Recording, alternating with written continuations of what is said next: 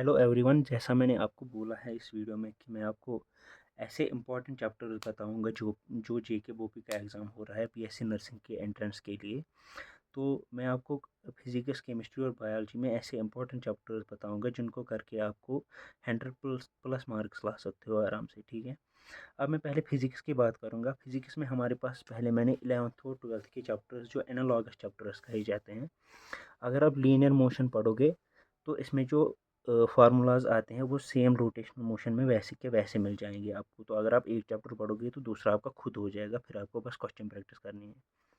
इसी तरह अगर आप ग्रेविटेशन करोगे, ग्रेविटेशन सिंपल ऐसा ही होता है जैसा इलेक्ट्रोस्टैटिक्स होता है, इसके फार्मूलाज भी एनालॉगस होते हैं। अगर आप एक चैप्टर करोगे तो दूसरा चैप्टर आपका आराम से हो जाएगा, सिर्फ क्वेश्चन प्रैक्टिस करनी है। ठीक, तो ये दो चैप्टर ख़त्म करके आपको 12th के ये दो चैप्टर भी कंप्लीट हो जाएंगे। उसके बाद आता है हमारा एनएलएम, जिसको हम न्यूटन लॉज ऑफ मोशन भी बोलते हैं। ये भी बहुत ही आसान चैप्टर है, 11th के न्यूटन फिजिक्स में आता है और इसको भी आप आराम से करते हो और इसमें फार्मूला बेसिक क्वेश्चन पूछे जाते हैं। उसके बाद हमारा आता है प्रॉपर्टीज़ ऑफ सॉलिड्स। ये बहुत ही आसान चैप्टर है, 1 घंटे में हो जाएगा। ये पूरा चैप्टर आपको 1 घंटे में कंप्लीट हो जाएगा।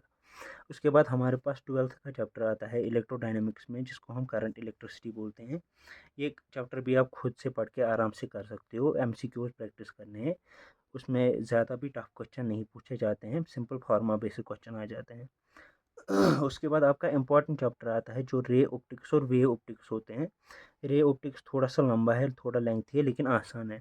अगर आप इसको कर लोगे तो आप आराम से 5 से 7 क्वेश्चन इस पोर्शन में से आ जाएंगे। और उसके बाद वे ऑप्टिक्स से ये भी आपका 1 घंटे में हो जाएगा। ये भी छोटा, बहुत ही छोटा चैप्टर है। और उसके बाद हमारा बहुत ही इम्पोर्टेंट पोर्शन आता है मॉडर्न फिजिक्स। मॉडर्न फिजिक्स आपको सारी की सारी पढ़नी है।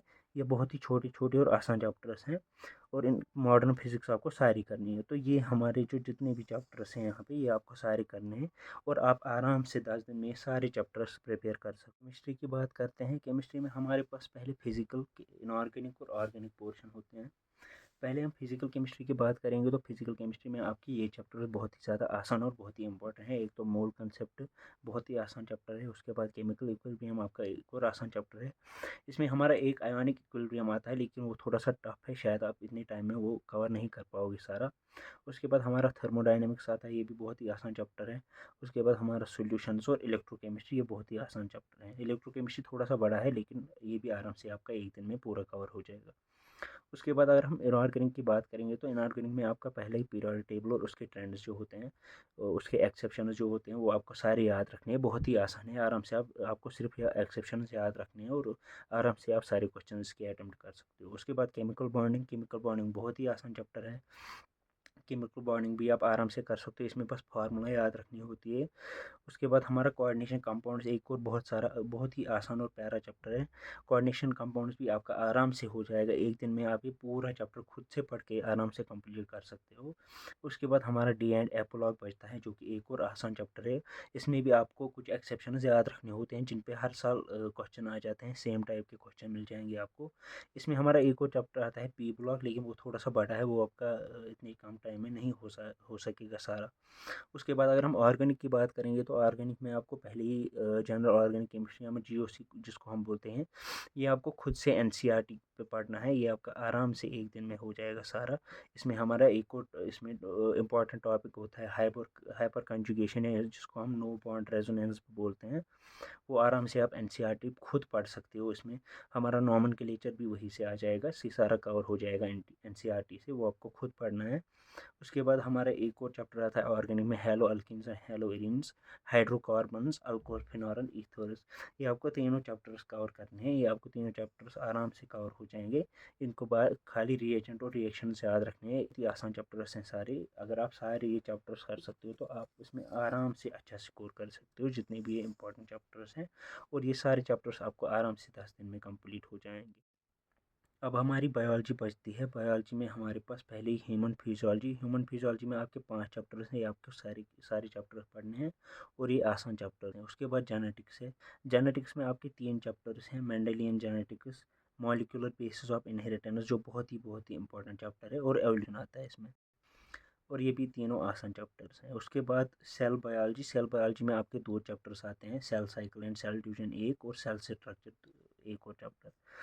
उसके बाद हमारे पास फोटोसिंथेसिस चैप्टर है, ये प्लांट फिजियोलॉजी का एक चैप्टर है। इसमें आपको खाली ये फोटोसिंथेसिस पढ़ना है, क्योंकि इसके बाद जो इसके 2 चैप्टर्स हैं वो थोड़ा मुश्किल है। उसके बाद आपके पास बचता है बायोटेक्नोलॉजी, बहुत ही इम्पोर्टेंट यूनिट है ये वाला। इसमें आपके 2 चैप्टर्स आते हैं, वो आपको दोनों पढ़ने हैं। और उसके बाद हमारे पास आता है biodiversity and conservation. Biodiversity and conservation में आपको ये एक ही चैप्टर है, ये आपको एक ही चैप्टर पढ़ना है। ये बहुत ही आसान चैप्टर है, और आपके टोटल चैप्टर सब जितने मैंने बताए वो 14 चैप्टर्स मिल के बनते हैं सारे। ये आप आराम से 5 या 7 दिन में आप आराम से कर सकते हो। सारे के सारे चैप्टर्स ये आपको अच्छे से पढ़ने हैं, एनसीईआरटी यूज़ करनी है। और इसके आप जैसे बायोटेक्नोलॉजी और जेनेटिक्स हुआ, इसके आप वन शॉट लेक्चर्स भी देख सकते हो, और ये आपके आराम से कंप्लीट हो जाएंगे। तो ये थे हमारे सारे फिजिक्स केमिस्ट्री और बायोलॉजी में इंपॉर्टेंट चैप्टर्स जो आप 10 दिन में कवर कर सकते हो, और आपके आराम से 100+ स्कोर हो सकता है आपका बोपी के एग्ज़ाम में। जो आने वाला बोपी का बीएससी नर्सिंग और पैरामेडिकल टेक्नोलॉजी कोर्सेज़ के लिए जो एंट्रेंस एग्ज़ाम होने वाला है, उसमें आप आराम से 100+ स्कोर कर सकते हो, खाली ये सारे चैप्टर्स करके जितने भी मैंने अभी तक बताया फिजिक्स केमिस्ट्री और बायोलॉजी में।